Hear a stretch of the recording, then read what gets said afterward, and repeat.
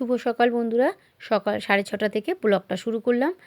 সবার প্রথম বাসি ঘরটাকে আমি ঝাড়ু দিয়ে পরিষ্কার করে নিয়েছি। এখন বাসি উঠোনটাকেও আমার ঝাড়ু দিয়ে নিয়েছি।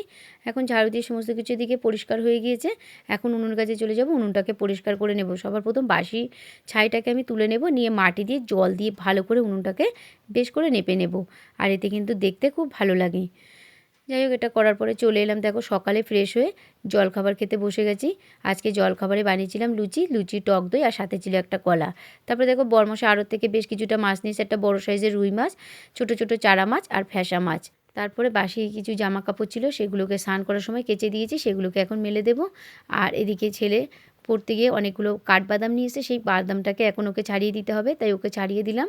তারপরে ছাড়িয়ে দিতে দিতে ছোটোবেলার কথাগুলো মনে পড়লো। আমরাও কিন্তু এরকম বাদাম ফাটিয়ে ছোটোবেলায় সকলে ভাই বোনেরা মিলে খেতাম। তারপরে দেখো নিয়ে নিলাম বিট লবণটা শিলবাটাইতে গুঁড়ো করে। শিলবাটাইতে গুঁড়ো করলে কী বলো তো, খুব মিহি হয় আর ভালো হয় এটা।